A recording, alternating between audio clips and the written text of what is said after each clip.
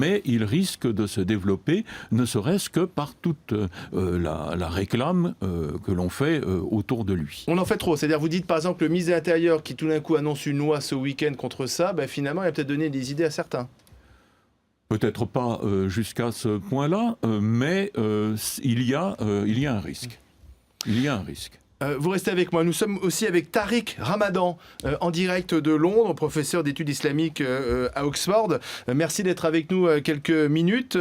On a été surpris samedi par cette mobilisation, par ces 250 personnes qui se sont retrouvées à Paris devant l'ambassade américaine. Ça vous a surpris également ? Oui, énormément, parce que je pensais effectivement que ça allait être un phénomène comme cela a été pratiquement dans la controverse autour des caricatures danoises qui se répandaient surtout dans les sociétés majoritairement musulmanes pour plein de raisons un tout petit peu différentes.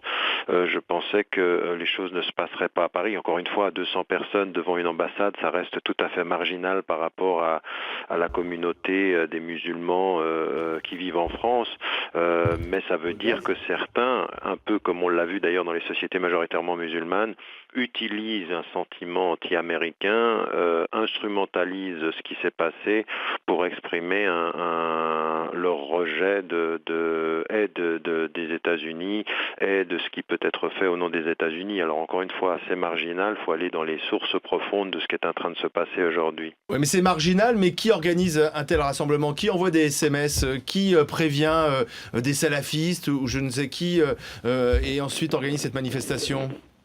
Alors encore une fois, ça peut être effectivement des salafis, des littéralistes. Il faut se rendre compte aujourd'hui que dans les sociétés majoritairement musulmanes, on l'a vu après le processus de démocratisation en Tunisie, en Égypte et ailleurs, que des salafis essayent de jouer un rôle de présence politique en montrant que ce sont eux les gardiens de la référence musulmane et qu'ils veulent jouer un nouveau rôle. Ils se sont politisés de ce point de vue-là. Il se passe la même chose en Occident. Où il y en aurait 10 000 en France. Oui, je ne sais pas combien il y en a. Je pense que entre ceux qui sont membres d'organisations et ceux qui peuvent être sympathisants, ça peut être cela ou ça peut être davantage. Encore une fois, il faut faire très très attention. Dans les mouvements salafis, il y a des littéralistes qui ne font pas du tout de politique. Et il y a depuis un certain nombre d'années, on le voit, un déplacement vers un engagement politique de nouvelle nature.